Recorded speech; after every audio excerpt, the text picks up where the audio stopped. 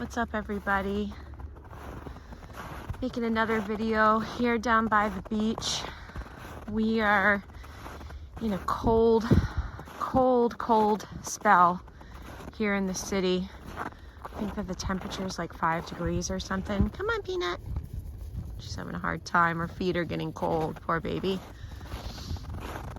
So today's video is going to be about finding purpose in the pain and the challenge of kratom addiction and recovery. It's easy to lose focus. It's easy to lose sight on what this could be teaching us and how this could actually end up working for the better. And so that's what this video is going to be going into. Come on, let's go. Come on, Peanut. She has her little jacket on today. Hello. So when we're in our addictions, we oftentimes get caught up in the monotony of it and in the world and the space that ends up being created around us when we are in the addiction. Come on, let's go this way. And so a lot of times we end up doing the same things, going from dose to dose. A lot of times it separates us from everybody and everything in its worst. And so there's a point where it's really easy to get kind of caught up in the darkness of this. And one of the main intentions of my channel is to reach you when you're in these places, when you're in these darkest moments, and let you know that there is hope and let you know that there is a way out. I didn't have that when I was going through my process, and it's part of my mission to do that here. So, what does this look like? What does it look like finding purpose in what we're going through with this? Because when we're in it, it's really hard to do that. And so I'll share a little bit about my experience that, when I was in the depths of my addiction,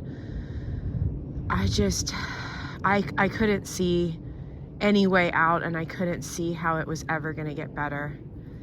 And kratom had this really unique way of stealing my joy, stealing my hope, stealing my potential, stealing any sort of progress that I had made in my life thus far.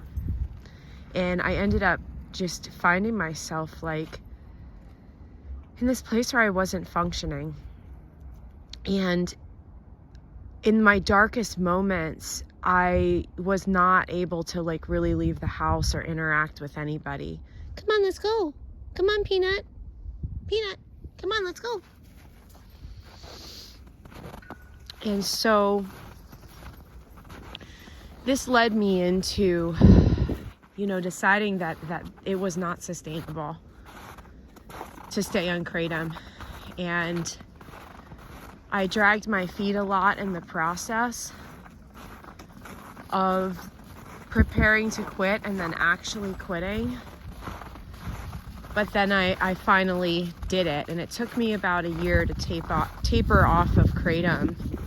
And then it took me a year and a half of recovery before I was able to really get to the point where I could start rebuilding my life.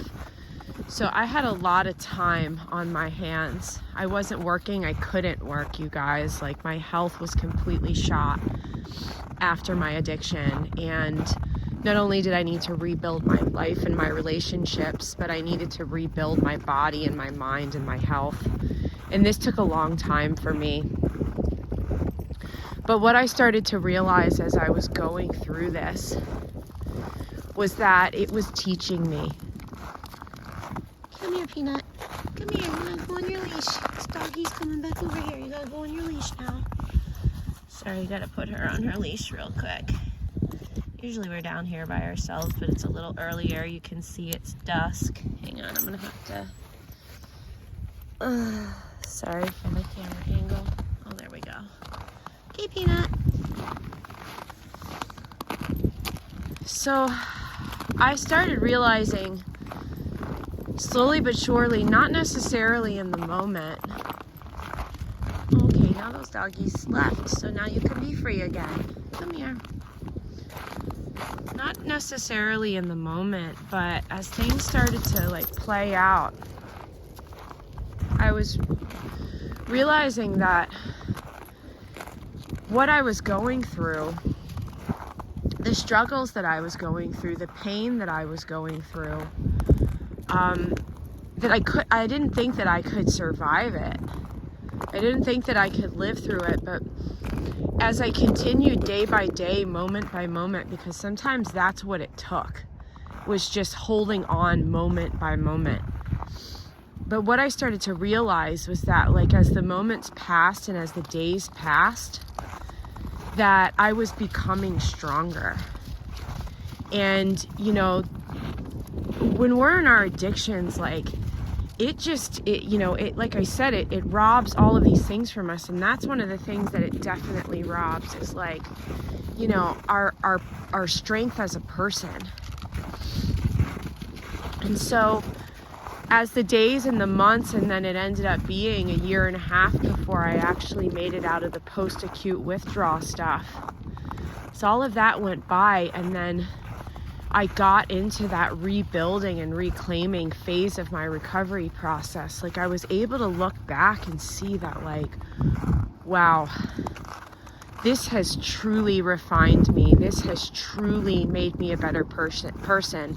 This has truly taught me about, like, what real patience is and what real, you know, suffering is, which in turn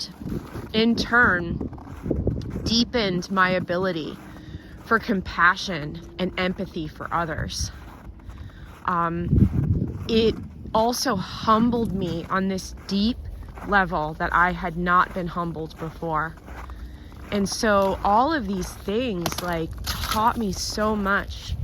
And I'm sharing this with you because, you know, there's a good chance that you're in the depths right now if you're watching this video.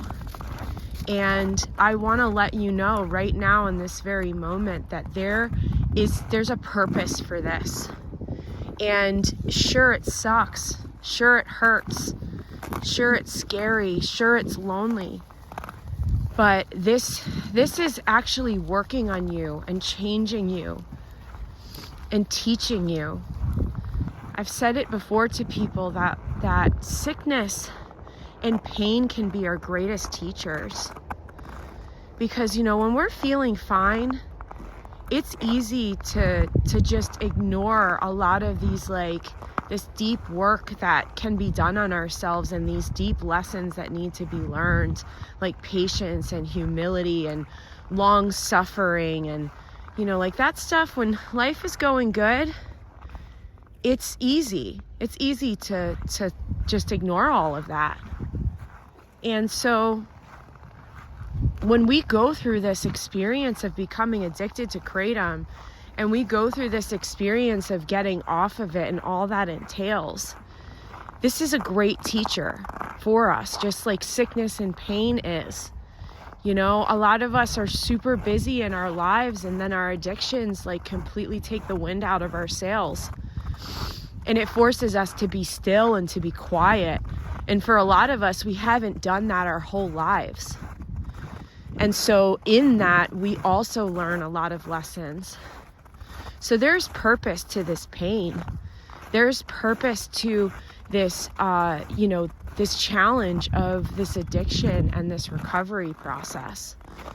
And although you may not be able to see it now, it really, I'm telling you, you guys, like, when you make it through this and you're able to get to the point where you're on the other side of it looking back, it's going to take on a different meaning to you. So, been taking the chances. I'm down here at night, walking with little Peanut, And being by the water here, which kind of just looks like we're on the moon or something. We'll go to the water's edge. It's completely frozen right now. It's still pretty.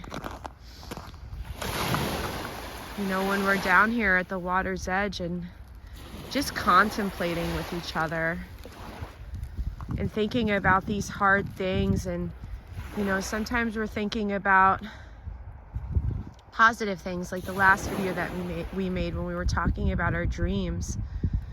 But this video is one where we're taking, you know, a hard look at an aspect of this that isn't easy. It isn't easy to look at a lot of times. You know, it's sometimes we want to just have a pity party, or sometimes we want to give up because it is hard. And this time, this video, this walk that we're taking here by the water and just reflecting on all of this, and me sharing not only my experience but what I've learned moving forward here, being in this almost 3rd year of recovery that's coming up here in a couple weeks. You know, like it's, I wouldn't have traded this. Sorry if I'm kind of stumbling over my words. I feel like my face is literally freezing because it's like probably 0 degrees or 5 degrees at most. Well, that's pretty with the planes in the sky over here reflecting off the water. But yeah, you guys, I wouldn't have traded this for the world.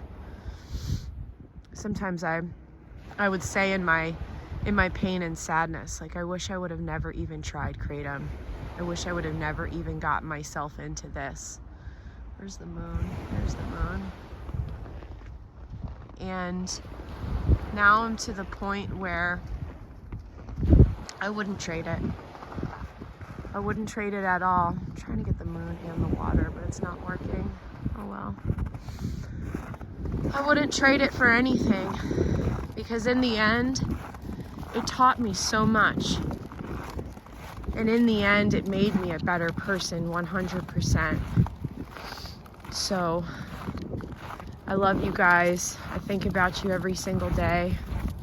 When I was in my darkest moments in my kratom addiction, I've shared with you before that there came a point where I was really only able to sit in a dim or dark room, and my coping mechanism was just to literally sit on YouTube for like hours and hours and hours.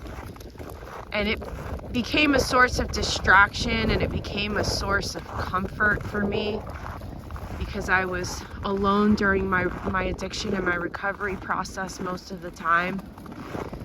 And so I am so thankful and so honored to be on here and be sharing with you guys, because this is where I was when I was in my darkest moments in my addiction. So it means a lot to me to be here. It means a lot to me to share with you. It means a lot to me to encourage you and uplift you. And this is also, and we'll conclude this video with this, that, you know, this is what this has turned, what all the pain and all of the challenge of this has turned into, is this channel, and being able to share on here with you guys. This is what it's turned into, and it's turned that time and that darkness into something that shines a light into that same darkness for other people that are going through it. And you guys can do that too. You guys can bring purpose to your pain and to your challenge and to what you went through with this addiction, and you can turn it into something like this too. It doesn't have to be on YouTube. You know, it could be anything. It could be a blog, it could be a social media page, it could even just be, you know, where because you re-emerge from this addiction, a better person, a more compassionate and empathetic person, that when you do go forward in your life, you're able to share that with the people around you. It doesn't have to be on a YouTube page. So be encouraged, and know that there is purpose to this, and know that even though you may not feel like it right now, that you are learning and you are growing, even if it's slowly. So I love you, and I'll see you next time. I gotta get my glove off my hand because